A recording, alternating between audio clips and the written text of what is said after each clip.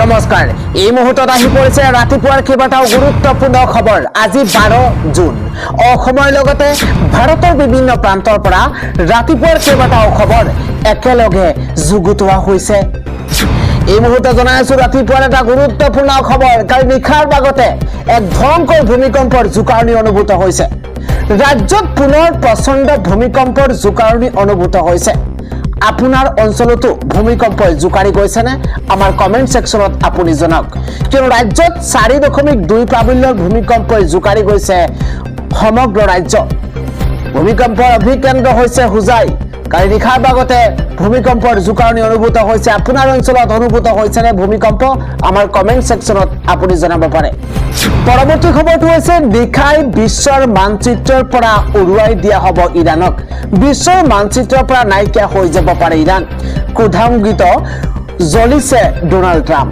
এই মুহূৰ্তত এটা আন্তঃৰাষ্ট্ৰীয় খবৰ নিশাই হ'ব ইৰাণৰ বাবে অন্তিম ক্ষণ এটা গুৰুত্বপূৰ্ণ খবৰ ইৰাণত হ'ব আমেৰিকাৰ ভয়ংকৰ আক্ৰমণ এটা ব্ৰেকিং নিউজ এই মুহূৰ্তত জনাইছো বিশ্বৰ মানচিত্ৰৰ পৰা নোহোৱা হৈ যাব মধ্যপ্ৰাচ্যৰ ডকাইত দেশ ইৰাণ ইৰাণৰ তেল আৰু গেছৰ বজাৰ দখল কৰিব আমেৰিকাই ইৰাণৰ তেল আৰু গেছৰ বজাৰ আমেৰিকাই দখল কৰিব ইৰাণৰ নেতাই চুক্তিত স্বাক্ষৰ নকৰিলে ভুগিব লাগিব ভয়ংকৰ পৰিণতি ইৰাণৰ নেতাই চুক্তিত যদি স্বাক্ষৰ নকৰে তেন্তে পৰিস্থিতি ভয়াৱহ হ'ব ট্ৰুথ ছ'চিয়েলৰ জৰিয়তে হুংকাৰ মাৰ্কিন ৰাষ্ট্ৰপতি ডোনাল্ড ট্ৰাম্পৰ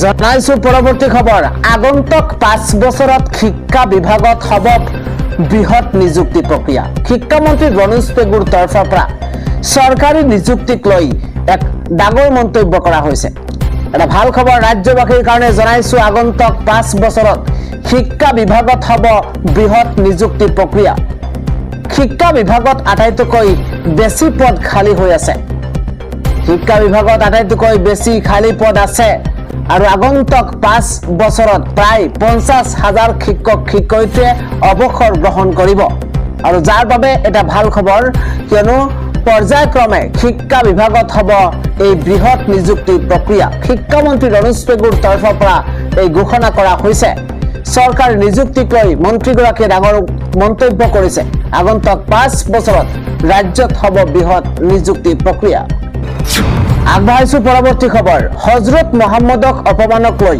নৰম স্থিতি আৰক্ষীৰ উচ্চতম ন্যায়ালয়ৰ দ্বাৰস্থ হ'ব আমছু এটা গুৰুত্বপূৰ্ণ খবৰ এছচিৰ নিৰ্দেশনাৰ পিছতো কিয় গ্ৰেপ্তাৰ কৰা নাই নবীক অপমান কৰা সকলক ধৰ্মক লৈ ঘৃণা বিয়পোৱা সকলৰ বিৰুদ্ধে আৰক্ষীয়ে ৰুজু কৰিব লাগে নিজাববীয়া গোচৰ দেশৰ উচ্চতম ন্যায়ালয়ে স্পষ্টভাৱে কৈছে এই কথা কিন্তু বৰ্তমান পৰ্যন্ত কোনো ব্যৱস্থা লোৱা নাই অসম আৰক্ষীয়ে গুৰুত্বপূৰ্ণ খবৰ এই মুহূৰ্তত জনাইছো দেশৰ উচ্চতম ন্যায়ালয়ে স্পষ্টভাৱে কৈছে এই কথা কৈছে কিন্তু বৰ্তমান পৰ্যন্ত কোনো ব্যৱস্থা লোৱা নাই অসম আৰক্ষীয়ে সুপ্ৰিম কোৰ্টৰ নিৰ্দেশনা অৱমাননা কৰিছে অসম আৰক্ষীয়ে অসম আৰক্ষীৰ বিৰুদ্ধে উচ্চতম ন্যায়ালয়ৰ দ্বাৰস্থ হোৱাৰ হুংকাৰ আমছুৰ আৰক্ষীৰ ভয়ত প্ৰতিবাদ নকৰাকৈ নাথাকে আমছুৱে আলী হুছেইন দেখা পালেই বন্দুকৰ গুলি ফুটে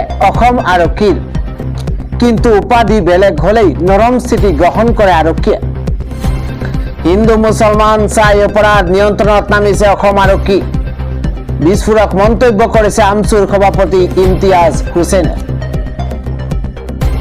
ধৰ্মক লৈ ঘৃণা বিয়পোৱা সকলৰ বিৰুদ্ধে আৰক্ষীয়ে ৰুজু কৰিব লাগে নিজাববীয়া গোচৰ এই মন্তব্য কৰিছে দেশৰ উচ্চতম ন্যায়ালয়ে স্পষ্টভাৱে এই কথা কৈছে পৰৱৰ্তী খবৰ ভাৰত বাংলাদেশ সীমান্তত প্ৰতিবাদ ঘোষণা বাংলাদেশী ইছলামিক দলৰ সীমান্ত উত্তপ্ত হোৱাৰ আশংকা প্ৰকাশ কৰা হৈছে এটা ব্ৰেকিং নিউজ এই মুহূৰ্তত জনাইছো উত্তপ্ত হ'ব পাৰে ভাৰত বাংলাদেশ সীমান্তৰ পৰিস্থিতি ভাৰত বাংলাদেশ সীমান্তত প্ৰতিবাদ ঘোষণা বাংলাদেশী দলৰ জামাত ই ইছলামী দলৰ প্ৰতিবাদ ঘোষণা সীমান্তত ভাৰতৰ বাংলাদেশী পুছবেক অভিযানৰ বিৰুদ্ধে হ'ব প্ৰতিবাদ এটা গুৰুত্বপূৰ্ণ খবৰ বাংলাদেশীক ভাৰতে পুছবেক কৰা অভিযান নামানে জামাত ই ইছলামীয়ে বাংলাদেশৰ অন্যতম এক বিৰোধী দল জামাত ই ইছলামী দিল্লীত ভাৰত বাংলাদেশৰ মাজত চলি আছে উচ্চস্তৰীয় বৈঠক। দিল্লীত চলি থকা আলোচনাৰ মাজতে প্ৰতিবাদ ঘোষণা জামাত-ই-ইছলামীৰ। জামাত-ই-ইছলামীৰ প্ৰতিবাদে সীমান্ত অশান্ত কৰাৰ আশংকা কৰা হৈছে। উত্তপ্ত হ'ব পাৰে ভাৰত বাংলাদেশ সীমান্তৰ পৰিস্থিতি। জনাইছো পৰৱৰ্তী খবৰ। ভাৰতীয় জাহাজত আক্ৰমণ বন্ধ কৰক, আমেৰিকাক প্ৰচণ্ড সকিয়নি এইবাৰ ভাৰতৰ। গুৰুত্বপূৰ্ণ খবৰ এই মুহূৰ্তত জনাইছো। ভাৰতীয়ৰ ওপৰত আক্ৰমণ বন্ধ কৰক, আমেৰিকাক প্ৰচণ্ড ধমক দিছে এতিয়া ভাৰতে। হৰমুজত ভাৰতীয়ৰ ওপৰত হোৱা আক্ৰমণক লৈ ক্ষুণ্ণ হৈ পৰিছে ভাৰত। এটা গুৰুত্বপূৰ্ণ খবৰ। ভাৰতীয় নাবিকৰ সুৰক্ষাৰ সৈতে কোনো আপোচ কৰা নহ'ব। আমেৰিকাক সকিয়নি ভাৰতীয় বৈদেশিক মন্ত্ৰালয়ৰ। আমেৰিকাৰ এই আক্ৰমণ অত্যন্ত দুৰ্ভাগ্যজনক। তৎকালীনভাৱে আমেৰিকাই বন্ধ কৰক আক্ৰমণ। বিগত এসপ্তাহত ভাৰতীয়ৰ ওপৰত আমেৰিকাৰ তিনিবাৰকৈ আক্ৰমণ। ওমান উপসাগৰত আক্ৰমণ কৰিছিল আমেৰিকাই। MT মেৰিভেক্স নামৰ জাহাজত আক্ৰমণ আমেৰিকাৰ। আমেৰিকাৰ নৌসেনাৰ আক্ৰমণত জ্বলি উঠিছিল জাহাজ। আমেৰিকাৰ আক্ৰমণত নিহত 3গৰাকীকৈ ভাৰতীয় নাগৰিক। জাহাজখনত থকা 24জন ভাৰতীয় নাগৰিকক উদ্ধাৰ কৰা হৈছে। এটা গুৰুত্বপূৰ্ণ খবৰ। ভাৰতীয় নাগৰিক ভাৰতীয়ৰ ওপৰত আক্ৰমণ বন্ধ কৰাৰ আহ্বান জনাইছে আমেৰিকাক সকিয়নি ভাৰতীয় বৈদেশিক মন্ত্ৰালয়ৰ। পৰৱৰ্তী খবৰটো হৈছে UCCক বুঢ়া আঙুলি দেখুৱাই 2 সন্তানৰ পিতৃয়ে পলুৱাই নিছে আনৰ পত্নীক। ৰাজ্যত কঠোৰ UCC বলবৎ হোৱাৰ পাছতো অংগুষ্ট হৈ পৰিছে একাংশ। 2 সন্তানৰ পিতৃয়ে পলুৱাই নিছে আনৰ পত্নীক। কঠোৰ UCC আইনক চেলেঞ্জ এইবাৰ হাফিজুৰ ৰহমানৰ। পূৰ্বৰ পত্নীক ভয়ংকৰ আক্ৰমণৰ অভিযোগ হাফিজুৰৰ বিৰুদ্ধে। ইতিমধ্যে হাফিজুৰ ৰহমানৰ বিৰুদ্ধে এজাহাৰ দাখিল পূৰ্বৰ পত্নীৰ। দক্ষিণ কামৰূপৰ খুনতলিত এই সমগ্ৰ ঘটনা সংঘটিত হৈছে। ৰাজ্যত কঠোৰ UCC বলবৎ হোৱাৰ পাছতো এতিয়া একাংশই কৰিছে এনে কাণ্ড। আগবঢ়াইছো পৰৱৰ্তী খবৰ। বিদ্যালয়ৰ ছাত্ৰীৰ সৈতে অপকৰ্ম কৰি আৰক্ষীৰ জালত পৰিছে এগৰাকী লম্পট শিক্ষক জিতেন বৰুৱা। অত্যন্ত এটা লজ্জাজনক খবৰ জনাইছো। ৰাজ্যত পুনৰ সভ্য সমাজক লজ্জানত কৰা ঘটনা সংঘটিত হৈছে। এইবাৰ শিক্ষকতাৰ দৰে পবিত্ৰ ভিত্তিত কালিমা খানিলে লম্পট শিক্ষকে। প্ৰাথমিক বিদ্যালয়ৰ 5ম শ্ৰেণীৰ ছাত্ৰীক অশালীন ব্যৱহাৰৰ অভিযোগ উত্থাপন হৈছে। সুন্দৰপুৰ প্ৰাথমিক বিদ্যালয়ৰ শিক্ষক জিতেন বৰুৱাৰ কুকৰ্ম। মৰাণহাট আৰক্ষীৰ জালত পৰিছে শিক্ষক জিতেন বৰুৱা। সোণাৰী শিক্ষা খণ্ডৰ সুন্দৰপুৰ প্ৰাথমিক বিদ্যালয়ত এই ঘটনা সংঘটিত হৈছে। ডাঙৰ খবৰ এই মুহূৰ্তত। কেইবাদিন ধৰি জিতেন বৰুৱাই ছাত্ৰীগৰাকীক অশালীন ব্যৱহাৰ কৰাৰ অভিযোগ উত্থাপন হৈছে। ৰাইজৰ অভিযোগত বিদ্যালয়খনৰ পৰা আটক হৈছে জিতেন বৰুৱা। ছাত্ৰীগৰাকীয়ে মাতৃ ওচৰ চুবুৰীয়াক অৱগত কৰাত এতিয়া পৰিস্থিতি উত্তপ্ত হৈ পৰিছে। ঘটনা সন্দৰ্ভত ভুক্তভোগী পৰিয়ালে দাখিল কৰিছে ইতিমধ্যে এজাহাৰ। এজাহাৰৰ ভিত্তিত লম্পট জিতেন বৰুৱাক সোধপোছ মৰাণহাট আৰক্ষীৰ। ৰাজ্যত পুনৰ সভ্য সমাজক লজ্জানত কৰা ঘটনা সংঘটিত হৈছে। পৰৱৰ্তী খবৰটো হৈছে নতুনকৈ ৰেচন কাৰ্ড পাবলৈ শীঘ্ৰেই আপুনি আবেদন কৰক, লাভ কৰিব আপুনি নতুন সুবিধা। এটা ভাল খবৰ এই মুহূৰ্তত জনাইছো। ৰেচন কাৰ্ডক লৈ ডাঙৰ খবৰ আহি পৰিছে। ৰেচন কাৰ্ড থাকিলে লাভ কৰিব আপুনি নতুন সুবিধা। ব্ৰেকিং এই মুহূৰ্তত জনাইছো। নতুনকৈ ৰেচন কাৰ্ড পাবলৈ শীঘ্ৰেই আপুনি আবেদন কৰক। 1 আগষ্টৰ পৰা ৰেচনৰ হিতাধিকাৰীয়ে পাব বিনামূলীয়াকৈ চেনি, দাইল আৰু নিমখ।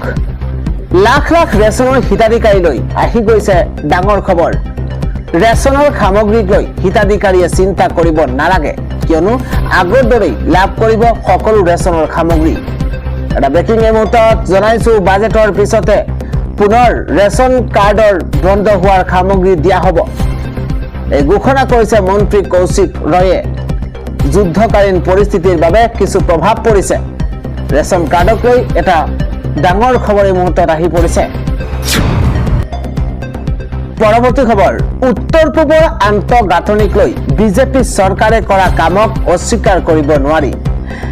এটা ঢৌত ৰাজনীতি কৰিব পৰা নাযায় যে আমি ৰাজনীতি কৰিছো ঠিকেই, কিন্তু আমাৰ হাতত দিবলৈ একো নাই। সেয়ে মই মুখ্যমন্ত্ৰী হিমন্ত বিশ্ব শৰ্মাৰ ওচৰলৈ ঘূৰি আহিছো। টিএমচি ত্যাগৰ পাছতে বৰাকত উপস্থিত প্ৰাক্তন সাংসদ সুস্মিতা দেৱ। হিমন্ত বিশ্ব শৰ্মাৰ নেতৃত্বত বৰাকসহ ৰাজ্যত বিপুল উন্নয়ন হৈছে বুলি দাবী সুস্মিতা দেৱৰ। পৰৱৰ্তী খবৰ, কেৰালামত মেজিক দেখুৱাইছে কংগ্ৰেছে। এটা পলিটিকেল খবৰ এই মুহূৰ্তত জনাইছো। শাসন লৈ আহিয়েই কংগ্ৰেছ চৰকাৰে পূৰণ কৰিলে দুটাকৈ গেৰাণ্টি। জনতাক দিয়া গেৰাণ্টি আখৰে আখৰে পালন কৰিছে কংগ্ৰেছে। কেৰালামৰ মহিলাৰ বাবে আৰম্ভ হ'ব বিনামূলীয়া বাছ সেৱা। এটা ডাঙৰ খবৰ এই মুহূৰ্তত জনাইছো। 15 জুনৰ পৰা কেৰালামৰ মহিলাই বিনামূলীয়াকৈ বাছ যাত্ৰা লাভ কৰিব। সকলো শ্ৰেণীৰ মহিলাই বিনামূলীয়া বাছ সেৱাৰ সুবিধা লাভ কৰিব। ইয়াৰ উপৰিও জ্যেষ্ঠ নাগৰিকৰ পেঞ্চনো 3000 টকালৈ বৃদ্ধি কৰিব কংগ্ৰেছ চৰকাৰে। এই আঁচনি ৰূপায়ণৰ বাবে বিশেষ কমিটি গঠন কৰিছে চৰকাৰে। গুৰুত্বপূৰ্ণ খবৰ, কেৰালামত মেজিক দেখুৱাইছে এতিয়া কংগ্ৰেছে। জনাইছো পৰৱৰ্তী খবৰ, বিহালীৰ লাহৰিজানত এক ভয়ংকৰ পথ দুৰ্ঘটনা। বাইকত তেল ভৰাই ঘৰ নাপালে লোকনাথ নামৰ ব্যক্তিগৰাকীয়ে। এটা দুখবৰ এই মুহূৰ্তত বজালীৰ লাহৰিজানত এক ভয়ংকৰ পথ দুৰ্ঘটনা সংঘটিত হৈছে। বাইকত তেল ভৰাই ঘৰ নাপালে লোকনাথ ৰিজালে।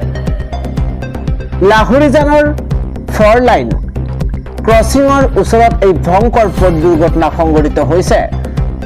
থিতাতে মৃত্যু হৈছে 50 ঊৰ্ধৰ লোকনাথ ৰিজাল নামৰ ব্যক্তিগৰাকীৰ। থিতাতে মৃত্যু হৈছে। পিছফালৰ পৰা তীব্ৰবেগী বাইকে খুন্দা মৰাৰ ফলতেই এই সংঘটিত হৈছে ভয়ংকৰ পথ দুৰ্ঘটনা। জনাইছো আন এটা খবৰ, 14 জুন পৰ্যন্ত অসমত হ'ব প্ৰচণ্ড ধুমুহা বৰষুণ। ইতিমধ্যে জাৰি কৰা হৈছে অৰেঞ্জ এলাৰ্ট। কোন কোন জিলাত হ'ব অধিক বৰষুণ তাৰ তথ্য এই মুহূৰ্তত জনোৱা হৈছে। 14 জুন পৰ্যন্ত অসমত হ'ব প্ৰচণ্ড বৰষুণ। ইতিমধ্যে বতৰ বিজ্ঞান কেন্দ্ৰৰ তৰফৰ পৰা এলাৰ্ট জাৰি কৰা হৈছে। অৰেঞ্জ এলাৰ্ট জাৰি কৰা হৈছে। কোন কোন জিলাত হ'ব অত্যাধিক বৰষুণ তাৰ তথ্য এই মুহূৰ্তত লৈ অহা হৈছে। ইতিমধ্যে জিলাকেইখনৰ নাম উল্লেখ কৰা হৈছে। কোকৰাঝাৰৰ পৰা আৰম্ভ কৰি বাক্সা, চিৰাং, শ্ৰীভূমি, হাইলাকান্দিত ইতিমধ্যে অৰেঞ্জ এলাৰ্ট জাৰি কৰা হৈছে। ওদালগুৰি, তামুলপুৰ, বৰপেটা, বঙাইগাঁও, লগতে নলবাৰী, কামৰূপ মহানগৰ, দৰং, যোৰহাট, গোলাঘাট, বিশ্বনাথ, শোণিতপুৰ, তিনিচুকীয়া, ডিব্ৰুগড়, চৰাইদেউ, শিৱসাগৰৰ পৰা আৰম্ভ কৰি হোজাই, নগাঁও, মৰিগাঁও, লখিমপুৰ, ধেমাজি, ডিমা হাছাও, কাৰ্বি আংলং, পশ্চিম কাৰ্বি আংলং, কাছাৰ, হাইলাকান্দি আৰু শ্ৰীভূমিত ধাৰাসাৰ বৰষুণ হোৱাৰ সম্ভাৱনা আছে। পৰৱৰ্তী খবৰটো হৈছে টিএমচি দলত তীব্ৰ খহনীয়া আৰম্ভ হৈছে। একেটা দিনতেই দুগৰাকীকৈ ৰাজ্যসভাৰ সাংসদে পদত্যাগ কৰিছে। সাংসদ পদ এৰিছে অভিনেত্ৰী কোয়েল মল্লিকে। প্ৰকাশ বৰাইকৰ পাছত ৰাজ্যসভাৰ সাংসদ পদ ত্যাগ কৰিছে মল্লিকে। কোয়েল মল্লিকে ইতিমধ্যে সাংসদ পদ ত্যাগ কৰিছে। একেটা দিনতে দুগৰাকীকৈ ৰাজ্যসভাৰ সাংসদে পদত্যাগ কৰিছে আৰু টিএমচিত এতিয়া তীব্ৰ খহনীয়া আৰম্ভ হৈছে। জনাইছো পৰৱৰ্তী খবৰ, বাংলাদেশলৈ পঠিয়াব নোৱাৰিব অসমৰ সালেহা খাতুন আৰু সৰবানু বেগমক। বাংলাদেশলৈ পঠিয়াব নোৱাৰিব অসমৰ সালেহা খাতুন আৰু সৰবানু বেগমক। গুৱাহাটী উচ্চ ন্যায়ালয়ৰ ৰায়দানত স্থগিতাদেশ জাৰি কৰা হৈছে। দেশৰ সৰ্বোচ্চ ন্যায়ালয়ৰ ডাঙৰ ৰায়দান এতিয়াই সালেহা খাতুন আৰু সৰবানু বেগমক বিতৰণ কৰিব নোৱাৰিব। কেন্দ্ৰীয় চৰকাৰ, ৰাজ্য চৰকাৰ, নিৰ্বাচন আয়োগলৈ জাননী প্ৰেৰণ কৰা হৈছে। বিদেশী ন্যায়াধিকৰণে 2 মহিলাক বিদেশী ঘোষণা কৰিছিল আৰু ইয়াৰ পাছতে সমগ্ৰ বিষয় পাইছিলগৈ সুপ্ৰিম কোৰ্টত। গোচৰৰ শুনানি সম্পূৰ্ণ নোহোৱালৈকে মহিলাসকলক বিতৰণ কৰিব নোৱাৰিব। গোচৰৰ শুনানি সম্পূৰ্ণ নোহোৱালৈকে মহিলাসকলক বিতৰণ কৰিব নোৱাৰিব। বিদেশী ন্যায়াধিকৰণে বিদেশী ঘোষণা কৰা সালেহা খাতুন চৰবানু বেগমক সকাহ দিছে। 2026 চনৰ 2 মাৰ্চৰ পৰা গোৱালপাৰা ডিটেনশ্যন কেম্পত আছে সালেহা খাতুন। আবেদনত কোৱা হৈছে যে 50 বছৰীয়া সালেহা খাতুন অতি দৰিদ্ৰ আৰু অশিক্ষিত মহিলা। পূৰ্বতে বিদেশী ন্যায়াধিকৰণে বিদেশী বুলি ঘোষণা কৰিছিল আৰু ইয়াৰ পিছতে গুৱাহাটী উচ্চ ন্যায়ালয়েও বাহাৰ ৰাখিছিল এই ৰায়। আবেদনত সালেহা খাতুনে নিজকে ভাৰতীয় নাগৰিক বুলি দাবী কৰিছিল। আবেদনৰ সৈতে পৰ্যাপ্ত নথিপত্ৰ দাখিল কৰাৰ লগতে সাক্ষীও হাজিৰ কৰিছিল। 1971 চনৰ ভোটাৰ তালিকাত নাম আছিল সালেহাৰ। NRC-টো পিতৃ মাতৃৰ নাম তালিকাভুক্ত হৈ থকাৰ কথা কোৱা হৈছে। ধাৰাবাহিকভাৱে ভাৰতীয় নাগৰিক হোৱাৰ উপযুক্ত তথ্য প্ৰমাণ আদি আহিছিল আৰু যাৰ বাবে এই গোচৰত স্থগিতাদেশ জাৰি কৰিছে সুপ্ৰিম কোৰ্টে। চূড়ান্ত সিদ্ধান্ত নোহোৱালৈকে এই মহিলাসকলক বিতাড়িত কৰা নহ'ব। অহা 22 জুলাইত উচ্চতম ন্যায়ালয়ে বিষয়টোৰ শুনানি গ্ৰহণ কৰিব আৰু ইয়াৰ পাছতে সমগ্ৰ বিষয় সুপ্ৰিম কোৰ্ট পাইছিলগৈ। গোচৰৰ শুনানি সম্পূৰ্ণ নোহোৱালৈকে মহিলাসকলক বিতৰণ কৰিব নোৱাৰিব। হৈছে বিদ্যালয়ত এবাৰ গো মাংস, হিন্দু বন্ধুক জোৰকৈ খোৱাৰ চেষ্টা মুছলমান ছাত্ৰৰ। অসমৰ গোৱালপাৰাত শেহতীয়াকৈ এক চাঞ্চল্যকৰ ঘটনা সংঘটিত হৈছে। যোৱা শুকুৰবাৰে এখন বিদ্যালয়ত এগৰাকী মুছলমান ছাত্ৰই গো মাংস আনি নিজৰ বন্ধু হিন্দু বন্ধুক জোৰকৈ খোৱাৰ চেষ্টা কৰাৰ অভিযোগ উত্থাপন হৈছে। এই ঘটনাত ইতিমধ্যে অভিযুক্ত ছাত্ৰজনক সোধা পোছাৰ বাবে আটক কৰা হৈছে আৰু লগতে তেওঁৰ মাতৃক আৰক্ষীয়ে গ্ৰেপ্তাৰ কৰিছে। জানিব পৰা মতে অভিযুক্ত ছাত্ৰজনৰ মাতৃয়ে ঘৰত গো মাংস ৰান্ধি পুত্ৰক টিফিনত ভৰাই দিছিল। অভিযোগ অনুসৰি টিফিনৰ সময়ত ছাত্ৰজনে তেওঁৰ বন্ধু এজন হিন্দু বন্ধুক সেই মাংস খাবলৈ কয়, কিন্তু হিন্দু ছাত্ৰজনে খাবলৈ অস্বীকাৰ কৰাত অভিযুক্ত মুছলমান ছাত্ৰজনে তেওঁক জোৰকৈ গো মাংস খোৱাৰ চেষ্টা কৰে আৰু ইয়াৰ পৰাই বিতৰ্কৰ সূত্ৰপাত ঘটে।